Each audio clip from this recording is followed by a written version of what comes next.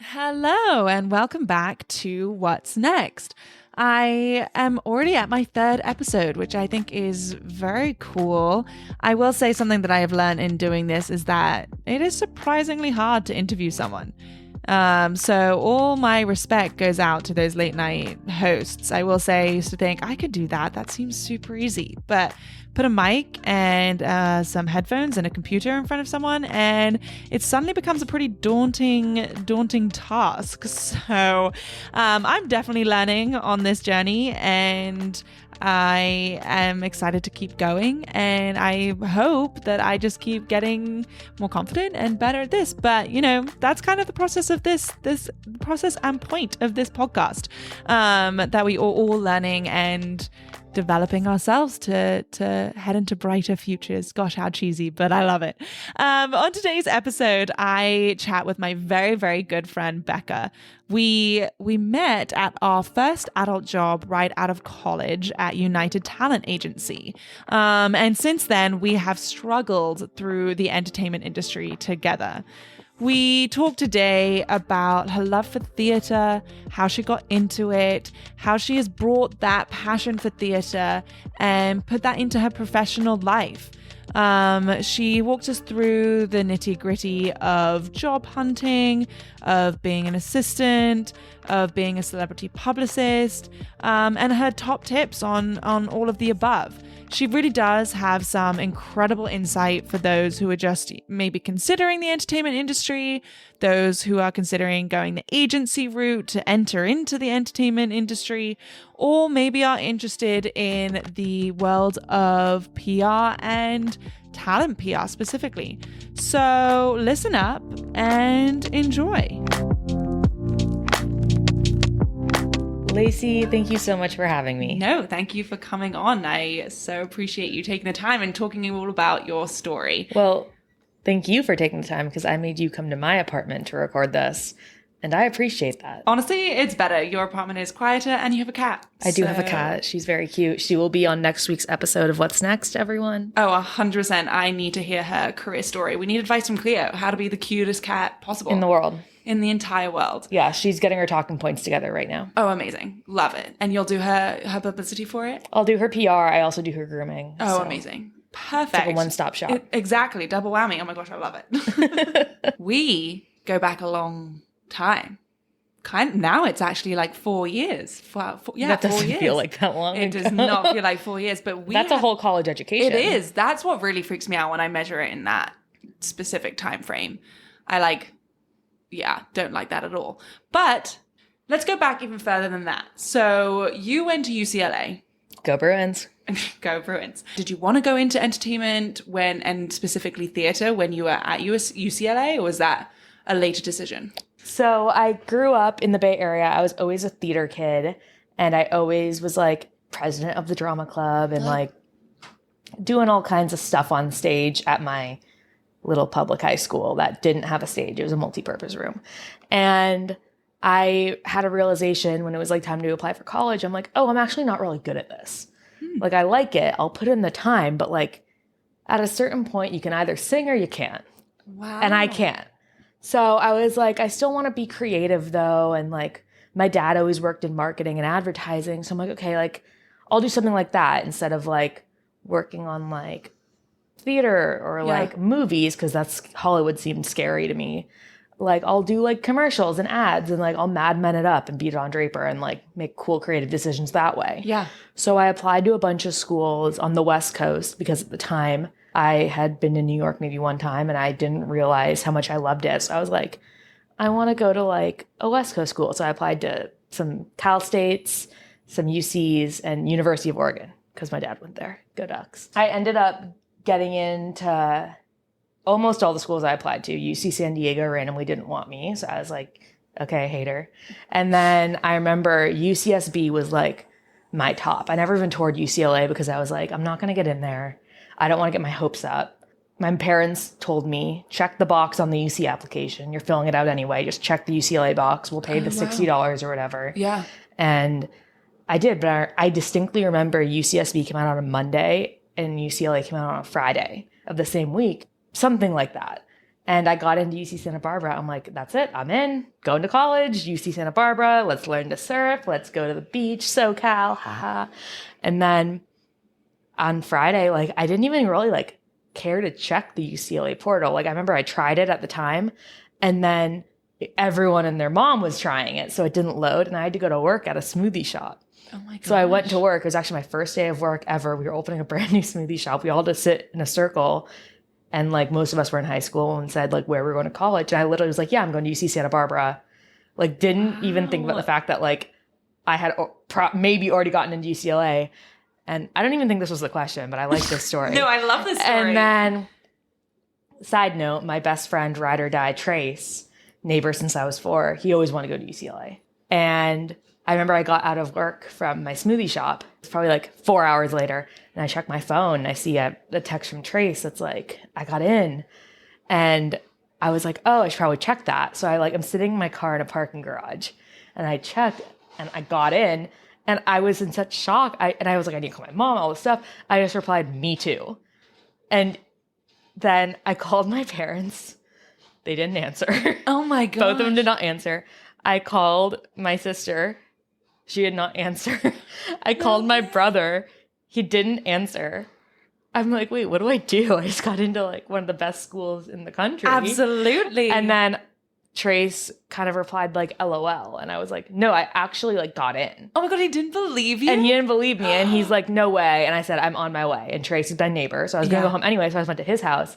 I knocked on his door, and I had my phone up, and he was like, oh my god. And his parents had like sparkling apple cider for us because we were underage, 17.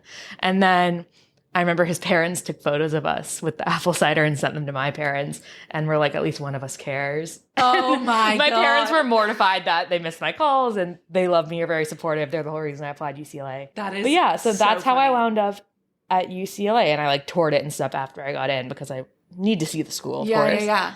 That is went to school funny. there, went in undeclared because Nice. I wanted to be a communications major, which I feel like is like the default kind of at a lot of schools. It's like one of the most popular. At UCLA, it's very competitive. Oh. And you have to apply to get in after your first year. Oh. And you can only apply twice. Oh, wow. And you have to do a creative project and all this stuff. And so I went in undeclared, planning to do comm. After my first year, I got accepted in the major, which was great because a lot of my friends didn't get accepted till after their second year. Oh, wow. But I was able to start taking the classes. I declared a theater minor because I'm like, oh, like, I love theater. You still love it. I started doing my thing. Yeah. What kind of things did you do while you were at UCLA to harbor this interest in theater? Because you are in California, and as far as I'm aware, and again, I'm British, so I know nothing, but is there like a massive theater scene out in this area that's like so primarily focused on film and TV? Not entirely. There are some regional theaters out there, like Center Theater Group has the Amundsen, and there's the Pantages, but it's kind of just a spot for regional tours to stop in as opposed to new works being developed and premiered. But I actually got involved with a student-run theater company on campus called Hooligan. Oh, cool. That does a few shows a year, and I started out being in the ensemble and on like their marketing staff, and then the longer I was involved with the company, I ended up being the director of marketing. And on like the senior staff, I was in some shows. I directed some shows, assistant directed one, directed another, and just became really involved in like the leadership of the group. Yeah. And that was kind of all I did. Oh my God, I'm making myself sound like such a loser. Not at all. But I was like all in on this theater company. And that's actually kind of what made me realize what I wanted to do, because I was doing all this marketing for theater. Right. While concurrently having internships in film and TV, which I can get into. And I realized I'm like, oh, this is like a job I can do. Yeah. Like if I'm doing this right now on this small scale, trying to get UCLA students to attend our student show that's free, like there must be a market for this on a larger level, trying to get global audiences to attend a Broadway show and pay for it and vote for it at the Tony Awards. And it kind of really inspired me moving to New York and doing what I do now. So you did do film and TV internships, but still decided to go down this theater route? I did. So the classic issue when you're in college is you need an internship to get an internship. Yeah. Everyone wants you to have work experience, but no one wants to hire the unexperienced person. So I remember my freshman year, there was an entertainment networking night put on at the school. And when I tell you, like, I've never seen more of like a Hunger Games situation. Like, they opened the gates to this ballroom with like some tables with industry professionals who are alumni at them. And the way these thirsty kids in business casual outfits were like sprinting in with their resumes, I was shook. And of course, the people who worked at the Disneys and the HBOs and the Warner Medias and the Netflixes, their tables had like lines. Yeah. And I remember I sat at this one table next to this guy who like was like, it just said like writer. And I was like, oh, okay, I'll chat with this guy. Like, I'm a freshman. I didn't even have my resume with me. I was like, I'm just here to meet people and like see what it's like. Yeah.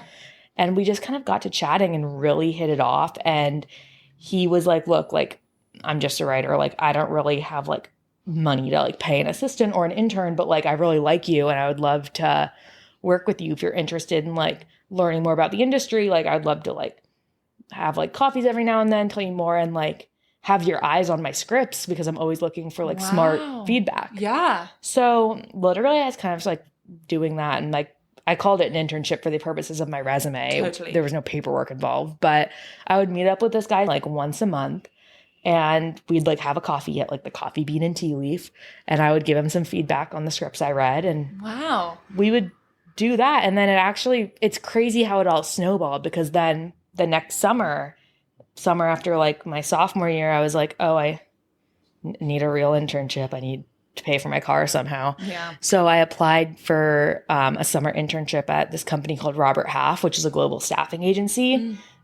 Exclusively because my dad had a friend who worked there and it was near my parents' house where I was for the summers. I was like, convenient. Totally. And it's paid. Absolutely. So, and I remember in that interview, they really liked that I had done like proofreading in my last quote internship. Yeah. And then I ended up getting that internship, and it was more of a real internship where I got pay stubs and whatnot. And I had an office and I had buses and a little work laptop. As an intern? I know, it's crazy. And then I got actual experience like pitching like journalists and like reviewing internal memos. I was doing both internal corp comm and external PR. Got great experience there. And then the following summer, that kind of snowballed, and I realized that I want to do, like, PR is interesting to me and I think I'm okay at it, but it'd be cool to do some kind of entertainment. And unfortunately in LA and in the industry, a lot of entertainment internships are unpaid. Yeah. And I just couldn't afford to do that. I had car payments, groceries, books, you name it. Yeah. So I found some random internship for a PR agency that worked with influencers. And I thought that would be another good step in the right direction. I went from being an intern in a structured intern program at a global staffing agency to being an intern at a company of like 8 people, where I had to like bring my own laptop, and like they paid me in cash every day for my parking. I mean, but that is what entertainment internships are. It is. I was getting coffee. I was delivering packages around LA. Did you, having come from such a structured program, did you question this route? Were you like... Oh, every day. Yeah. I walked in and I'd be like, good morning. And no one would really say anything. Yeah. And I would like sit down and pull out my own laptop and be like, oh, like, what can I help with?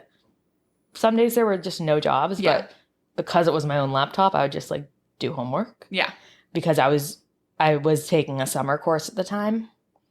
And that was interesting. Wow, I had no idea that you had already had experience in PR before. Well, get this. So that internship, I wasn't the biggest fan of. I think I did it end of summer into the beginning of like a fall quarter. Got it. And then didn't love it. I didn't think working with influencers was for me. Yeah. And I remember I really vibed with this one girl who was an assistant there. And I had told her I'm interested in working in entertainment, but I'm not sure if I want to go down the influencer route. And she told me one of her best friends works at DreamWorks and hires their PR intern. So she referred me for that internship, which I did the following summer, and absolutely loved. I had the best time. I did it for a summer, and then they extended me through the end of the year. So I did it for like half a year total. Yeah. Saw 2 different classes of interns come and go. And I had the best time. What was the best thing that you learned while doing any of your internships? Honestly, the best like thing that I learned is kind of just a general sense of how to like be professional and carry yourself in a work environment. I mean, none of the tasks they gave me were like uber important or confidential. Like I was an intern, and having managed interns at my current job, like I wouldn't give them something super important either. Yeah. The point is to learn. So I really got to sit in on a lot of meetings, listen to a lot of calls, mostly at DreamWorks. One of the biggest things I did was help with award submissions for the Emmys. Oh, wow. That's awesome. It actually was crazy helpful, because at the time I was like, oh my God, like there's so many things to submit. This is so much work. But then now I have to submit my clients for the Emmys, and I know how to do it. You already knew how to do it. That's incredible exposure. Yeah. And by the end of all of those random internships, I was like, okay, I do enjoy PR, but I do think theater is my bread and butter. So I'm just kind of talking now. I know you didn't ask me this. No, but that was my next question. Having had all that experience in PR, why did you ultimately A, decide to go to theater, and B, leave California and come to New York? So I remember during those DreamWorks days, I was like, yeah, I think PR is cool. I think I'd be good at PR. Yeah. But imagine if it was PR, but for Broadway. So I did some homework, and I found that there are several agencies in New York who specialize in PR for Broadway shows. So the fall of my senior year of college, I came out here in New York on a trip with my mom. I got her to come with me.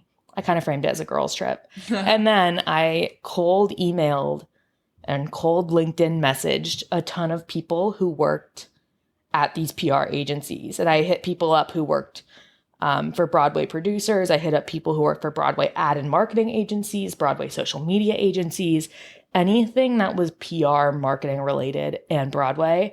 I did deep LinkedIn stalks and found a contact at each of those companies and asked if I could take them out for a coffee. Wow. And I ended up having like 6 informationals. So you would say those cold messages worked? For the most part. I mean, some people didn't reply. Yeah. Some said, appreciate you reaching out. I'm underwater at the moment, but like best of luck, which I get. Yeah, no, totally. 2 people were like, I don't have time for a meeting, but happy to hop on the phone. Yeah. Both of which I have since worked with. And then I had coffee with like a handful of other people, some of which I've also worked with. Wow. And I insisted on like paying for everything with my little debit card or my college credit card, whatever I had at the time. And I had some questions prepared, and I really was just like asking them questions about what they do and how they got into it. And then hoping that when I graduated, one of them might be able to put a good word in for me with a job. Yeah. Which ultimately never happened, because when you're graduating in June, everyone's graduating in June looking for these jobs in these 8 people in offices that manage the Broadway press. Yeah. They're going to hire from like their intern pool. Yeah. So, but I don't regret it. It taught me a lot. Whenever people reach out to me on LinkedIn or email asking for advice, I always hop on the phone with them, because like that was me not too long ago. Oh, 100%. I mean, the common theme that I have already seen from my podcast so far is how important these informationals are. And that's just like, there's no getting around. Like, you absolutely should do these coffee chats, because you have no idea how they're going to turn out. No, literally one of the girls who I had breakfast with, I like ran into her at the Tonys in June. And I was like, sorry, I literally went up to her. I'm like, hi, this is so weird, but I took you out for coffee in 2018 when you worked at XYZ company and I was in college, and we had breakfast outside of Penn Station. And she was like, oh my God, I totally remember you. So is that trip what also made you want to move here after college? You just could see yourself here and you're like, this is where I want to be. I did a trip the year previously with a friend, just like over spring break.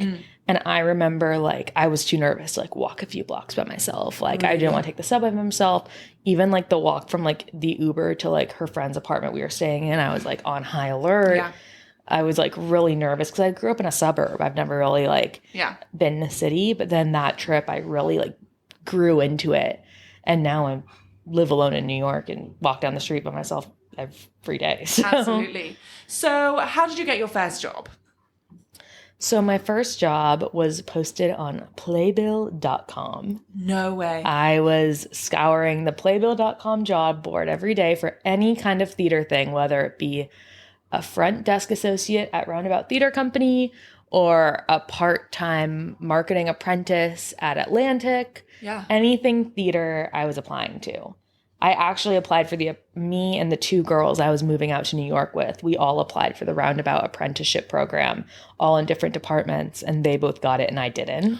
No. So I was heartbroken for a little bit, but I also was like, wait, but I did all these internships. I don't, like, no offense, but like, what else can I do? Yeah, exactly. And that's always such a bummer to see. And they were like, in our like apartment group chat, they were like talking about work. And I was like, no, we haven't even moved to New York yet, you guys. Like, stop. So I was applying to a bunch of stuff on Playbill.com, and I saw there was a theater assistant job at United Talent Agency. A job seeker just graduating college in LA, you know about the agencies. Yeah. You know that everyone says start at the agency, do 1 year at an agency, you can work anywhere. You know the path is you start in the mailroom and then you get put on a desk. You know that you're going to be like Lloyd and Entourage. Yeah. You know that. And ironically, my roommate at the time, his dream was to be an agent. And he's having informationals at CAA, WME, UTA, ICM, APA, A3, every agency you can think of he's applying to, interning at, like, you name it. And he's in interviews to be in the mailroom at UTA. I see this posting on Playbill. I send him my resume. I get an email from an agent in the theater department. He says, hey, we're really interested in your resume. Are you available for an interview? So I do several interviews, and I get offered the job working as a second assistant to the head of the theater department.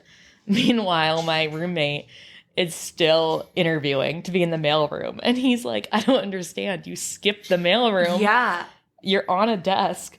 And I can't even get, like, a call back from HR. Yeah. I mean, I went through the mailroom process. So, indeed, that is incredible. I didn't realize that, A, Playbill posted jobs, but B, that UTA posted on Playbill. Yeah, the head of theater, he really wanted, like, a theater kid. Got it. So he didn't want someone who was going to come into the department, do their year, and then go over to TV Lit. That makes sense, yeah. And he found me. I started working at UTA, and I met you. You did meet me. So this is actually just our meet cute. Yeah, exactly. This isn't even about me. No, exactly. This is the story of Becca and Lacey. So what did your job look like with the head of theatre? So I was the second assistant. There was a first assistant, and there was me. And I know what you're thinking. The Devil Wears Prada. Yeah. And it wasn't that kind of situation, but it was very much the first assistant did the phones, did the scheduling. I went and got coffee, and I delivered the dry cleaning. And whenever the first assistant would go to the bathroom, I would answer the phones and be terrified and ask someone, can you please spell Gabbana? And they'd hang up on me. What's the theatre version of Gabbana? What was the thing that you answered on the phone that really freaked you out? Do you remember? I remember the first call I ever answered was a client. I'm not going to say who it was, but I remember I repeated the name. They're like, yeah, so-and-so. And I'm like, oh, right. Yeah. 1 moment, please. Yeah. Please hold. And then the first assistant came back and I was like, okay, so it's so-and-so on the phone. He wants to talk to so-and-so. And like, I think he said this. And the first assistant literally could not have been more Emily in Devil Wears Prada. Was like, no worries, I got it. And like casually picked up the phone and was like, hey, how are you? And I'm like about to like pee my pants. Oh, totally. I remember that as well. That was answering the phones for some reason was the most terrifying thing in the entire world. As time went on, I got better at it. And when the first assistant would be sick or off for a day, I managed and I figured it out. And I would listen in on all the calls too. I wouldn't be the one connecting them or answering it, but I would listen because I wanted to learn. Absolutely. I wanted to learn more about what was going on. I did a lot of house seat requests. So basically whenever a client or a manager or someone important's cousin wanted to see a Broadway show, I would handle getting them tickets in a prime location and working with the company manager and the house seat team to facilitate those requests. So then how did you go about switching desks, and what was the difference between the two jobs? There was a girl working on the double desk, and she got another job and she was leaving. And I went to my boss and I said, hey, I really enjoy working for you. I really want to stay in this department. Yeah. How do you feel about me chatting with the team about taking this other desk that just opened? And my boss was really great about it. He said yes, he really wanted to see me grow in the department and succeed. And I personally, being the first assistant was a lot of work, and it's a very high volume desk because it was the department head. And that was something I didn't necessarily see for myself. And I was nervous. That's what he wanted me to do. By being the second assistant, ultimately you move into the first. But he was super supportive. He had me go. I talked to the agents I'd be working for. We did a little interview, but they already knew me and knew I was good at the job. I was passionate. And I wound up switching desks, and it was great. It was a lot of, for the talent desk, it was a lot of submitting clients for auditions and callbacks and readings. It was a lot of reading incoming material because we would get a lot of scripts with audition appointments or offers.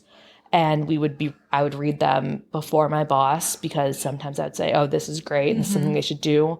Or I'd say, you know what, like this material doesn't really feel like a good fit for them. And he would usually read it as well, but he liked having me as a sounding board to chat about. Or if they were doing a concert performance of a show, he'd be like, who do you think would be good for this on our roster? And that's nice that he like came to you for opinions and that he like valued your opinion. Totally. And then on the lit desk, it was a similar thing of reading a lot of work of the writer clients and seeing if we have any director clients that might be a good match. It was doing a lot of regional licensing to make sure that, let's say a college wants to do a client's play, we would draft up an agreement so that way they paid for it and it was all kosher and they had the terms.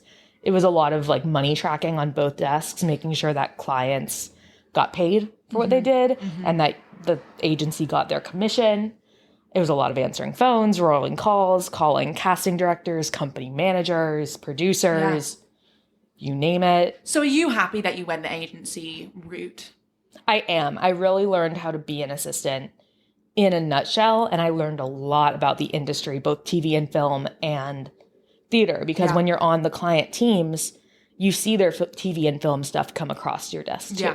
So it really was an excellent crash course. And it also, being able to work in talent and lit, I got to kind of see both sides of it. And coming out of it, I realized that I really veered more towards talent. I really enjoyed the lit side of it, but I found that I like to think that I'm really good with talent and good at working with them, managing their expectations, not over-promising or anything, but also delivering what needs to be delivered. And that is kind of what prompted me to go into talent representation when the time came for me to figure out my next move. Well, right. So how did you end up at Lead? So this little thing called the COVID-19 pandemic happened. What? I don't know it. UTA furloughed a bunch of employees, and I was one of them. And at first, I really wanted to go back. I was like hitting up the people often, being like, hey, like, I'm here. I'm ready to go back. And because you wanted to be an agent, or just because you like? I just felt my work there wasn't done. I wasn't sure if I wanted to be an agent, but I felt that I had more to learn. Got it. And then nothing was happening on that front. So I'm like, you know what? It's time to pursue other avenues. And it was probably the worst time in history to be looking for a job. Yeah. But I saw that the Lead company was hiring. I was like, what do I like? And I was Googling entertainment positions. I had a year of assistant experience. So I'm like, okay, I have my agency year. Like, what can I do with that? I was like, you know what? I do like PR still. Broadway is notably not happening. So I'm not going to go down that avenue again. Yeah. But like TV and film is still happening from what I understand. Were you sad about that? Were you like worried that you wouldn't make it back into theater? Or were you just like, this is what I need to do right now, and I'm just going to take a little bit of a turn and then come back? Definitely the latter. And also being in New York, I was seeing so much theater. Yeah. And I was like, you know what? Even if I'm not working in theater, I can still finish work and go to a show. Yeah. I can still be in the world without having it be my 9 to 5. Yeah. 9 to 9. Yeah. So I ended up seeing a job posted at the Lead company. And I knew that everyone and their mom was applying. So I went and LinkedIn stalked all of the employees. And I saw that one of the employees and I had a shared connection. Our good friend, Mason. Mason was connected to someone who worked there. So I literally was like, Mason, this might be weird, but I see you know this girl who works here. I see this job opening. I want to work there. Do you guys have the kind of relationship where you'd feel comfortable connecting us? Yeah. And God bless Mason. He reached out to this girl. She was happy to hop on the phone with me. We had like a little phone call that ended up being like an hour long, just talking about what it's like to work at Lead and the experience I had. And this girl was just an assistant. She wasn't HR or anything, but she was like, look, this job isn't easy. It's not easy to be an assistant to a senior publicist, but based on your experience, it sounds like you've got the stuff. So I'm going to like flag your resume to HR because I feel like you would be a good fit here. Yeah, absolutely. And I got a call the next day from HR and I interviewed with who would be my boss the following Monday. And I got the call that I got the job that afternoon and I started the next day. I was unemployed for so long. I was like, oh, I need like some time. I need to do laundry. I need to like go grocery shopping. Like I'm not ready. So I was like, I got the offer on Monday and I was like, oh, is there any chance I could do like next Monday, you know, kind of like start a clean week? And they were like, okay, so the person you're replacing is actually, her last day is next Monday. So like it would behoove you to start as soon as possible. So that you could learn from the current assistant. Yeah. But it also goes to show how important LinkedIn stalking is. I feel like your story has thus far. Literally all I've done is LinkedIn stalk people. But that's like a top tip to listeners is to really take advantage of LinkedIn and see who your connections are. Yeah, and I always tell people when they have informationals with me, I always say, look, if there's someone I'm connected with that their path is appealing to you or you want to ask them for advice, if it's someone that I have a good relationship with, usually I do, but if I'm close enough with them where I feel comfortable asking, I'm always happy to make the connection. So then was Lead and your assistant position as intense as it had been described to you? Yes and no. It was less intense than UTA because part of it, I think, was the COVID of it all. We were working from home. Right. There were no office phones. It wasn't like if I step away from my desk, my boss's phone's going to go to voicemail and she's going to miss an important call. We were all just working on our cell phones. Yeah. So that aspect was like removed from it. But at the same time, I was sitting in my tiny apartment trying to figure out how to do this job. Yeah. And it was very different. Like the work itself is just different. At UTA, you're money tracking, you're redlining contracts, you're sending audition submissions. At Lead, you're like setting up talk show appearances and photo shoots and travel schedules and things that I just like could figure out. But there's a specific way you do things when you're working with a certain caliber of talent. Right. So there's just a lot of little nuances I had to pick up on. But my assistant experience from UTA definitely set me up for success because like there were basic things like etiquette when you're speaking with managers or talent. Yeah. Like how to kind of write a professional email that I just kind of had ingrained in me. Yeah. And it was crazy because then after I'd been there for a while and was a more senior assistant, I would train new assistants. And I was like, oh, wow, like without having that baseline UTA or any agency assistant training, like it really is starting from scratch. Like I remember when we were in our like classes at UTAU, I was like, this is so silly. But it really did teach me everything. And this episode has been sponsored by UTA University. No, but that's really good to know. So let's also tell our listeners, what is PR? So you mentioned talk shows and things, like what are you actually trying to achieve for your clients? So I like to describe PR as offense and defense. Okay. That's kind of like my PR for dummies way of explaining it. So on the offensive front, your client has a movie coming out. You are going to want to secure them some magazine covers. You're going to want to book some talk show appearances, some fast-breaking media like digital pieces with a New York mag or an Elle.com or Hot Ones, you know. But it's all a campaign. So long lead print magazines, which are sadly dying, they book up months and months in advance. Yeah. Talk shows book up months in advance. But then there's some faster breaking stuff, like BuzzFeed can turn around a video pretty quickly. Yeah. So you really want to craft the campaign. And in terms of talk shows, like, okay, there's a bunch of rules about who follows who. Yeah. So I'm like, okay, well, they did Colbert last time, so let's do Fallon this time. Got it. We did GMA for their last project, so let's do the Today Show now. So how do you come up with that, and how early does a client come to you? If it's months and months in advance that you're booking on a late night show or whatever, how early do they come to you in terms of like, oh, well, I'm promoting this project then? Usually we have a pretty good idea of what our clients are doing, just because like if we're working with them, they're in production on this time for this project, so we'll stay in touch with the studio for release dates, and things change a lot, and sometimes we have a cover come out at the completely wrong time because it was shot and went to print before a date changed. But I mean, sometimes clients come to us and they say, hey, I have a show coming out next month and I need PR, like, and we have a meeting and try to sign them, but we make it clear, like, so we have missed the window for print opportunities, but there's some cool digital stuff we can do. And then you work with the studio, and the studio secures like cast features and cast pieces. Got it. The studio sets up press junkets, which are basically like days and days of like interviews where you sit in a room and the press filter in and out, either in person or virtually. Yeah. There's premieres. Yeah. There's events. So are you working as the talent PR? Are you working with like the studio PR? We are, yes. And the studio has the money. Yeah. So every time a client's on camera, hair, makeup, styling, cars, flights, everything.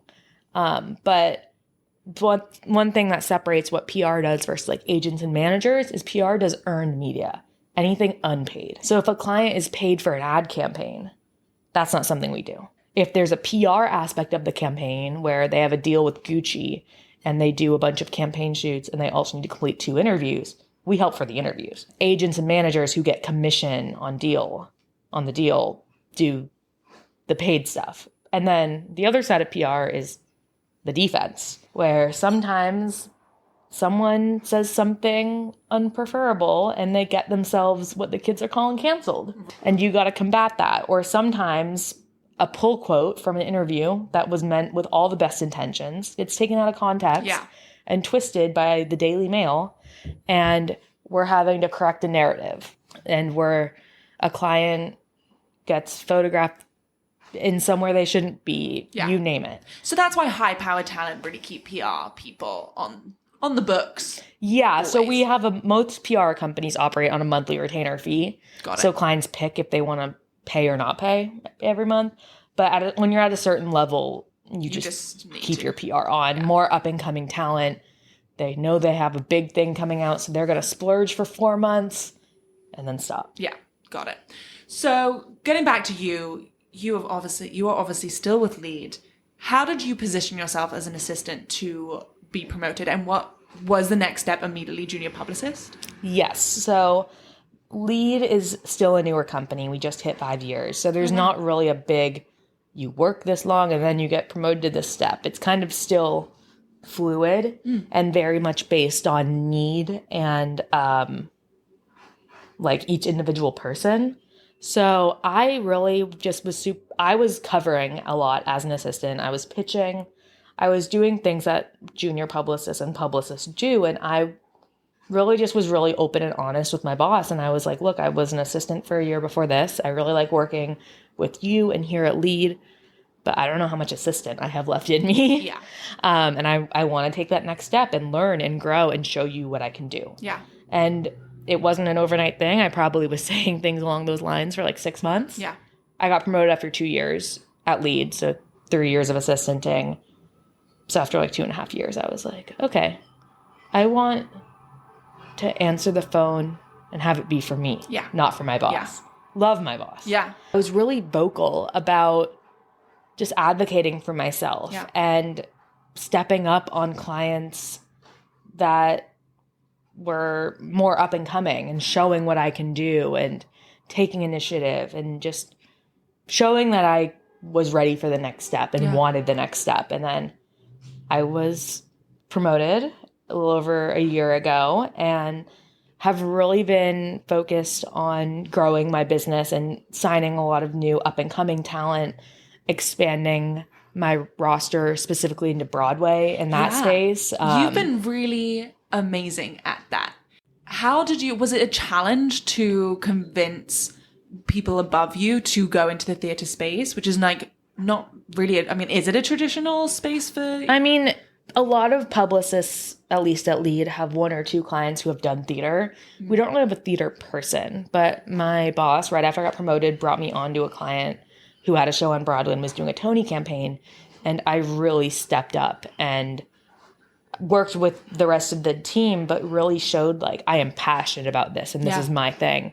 And I think, honestly, I just made a really good impression on my boss and other people in the company. And then another publicist got a call about a Broadway person, and she asked if I wanted to join the team.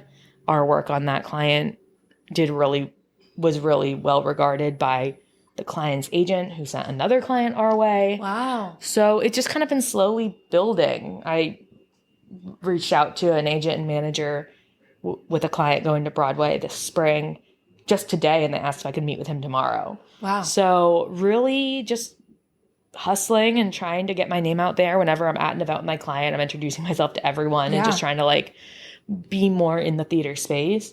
But I'm also still working with my film and TV talent, and I really enjoy doing both.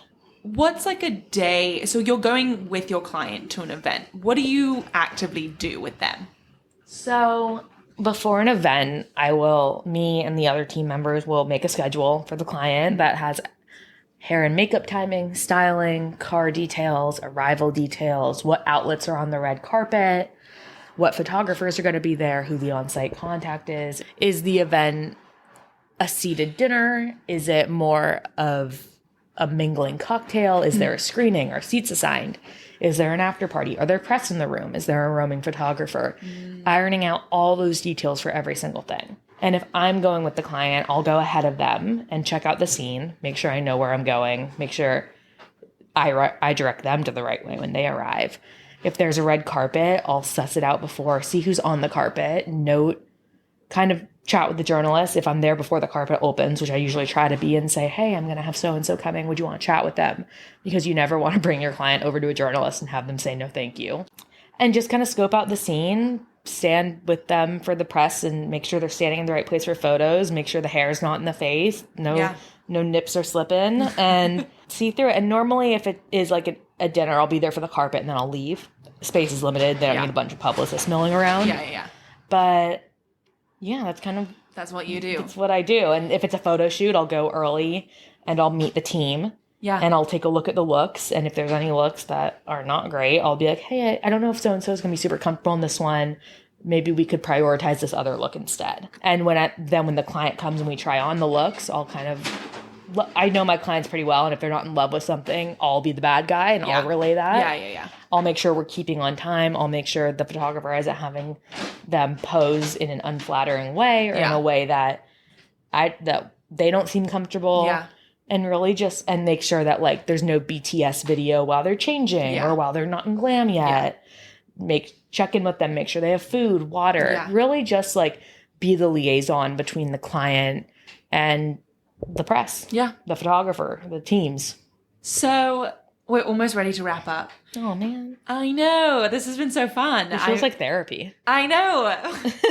Honestly, for me too. But it's just absolutely fascinating because this is part of the industry that I think, despite us being friends and like me hearing about your life, I feel like I know so little about. But I can't let you go without getting some advice.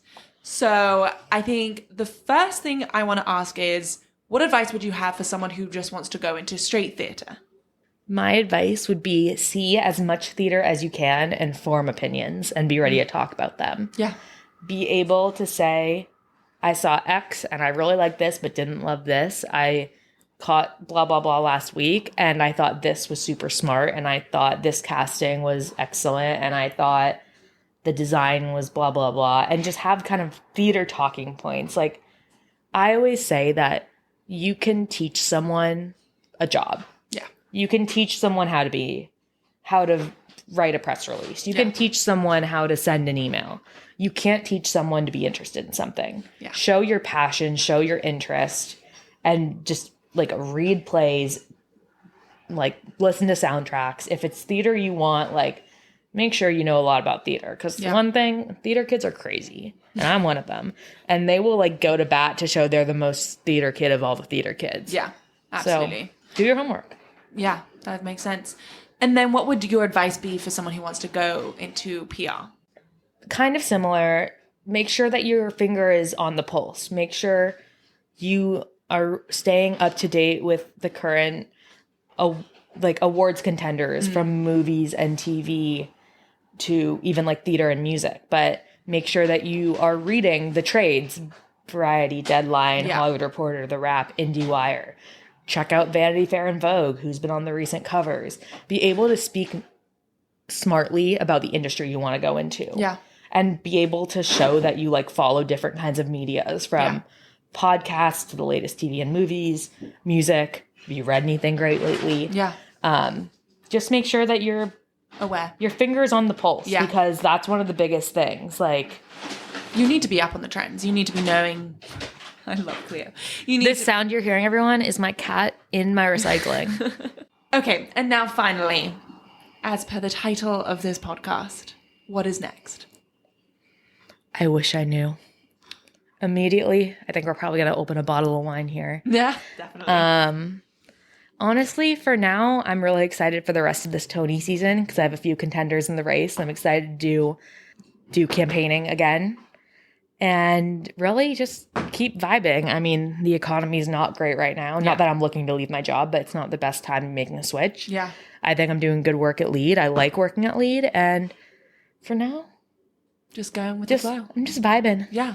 I love that. I absolutely love that. I don't know if necessarily being a publicist is my end all be all, but for now I'm learning a lot. I like what I do. So I'm going to keep doing it. And you're bloody good at it. Aw, Lacey. 100%. Well, thank you so much, Becca, for coming on. This has been absolutely incredible. Wait, thank you for having me. Should we do, I want to do like a sign off. What do you want our sign off to be? I'm looking at the cat to see if she has any ideas, but she's playing with a feather. I guess. Ciao until next time. Ciao until next time. I mean, we're definitely going to have you back. So. Oh my God. If I'm not the first return guest, I'm not representing the podcast. I will put it in your contract right now. You are the first return guest. I'm going to have my agent redline that. Oh, for sure. 100%. Well, thank you so much. And ciao until next time. Thanks, Lacey.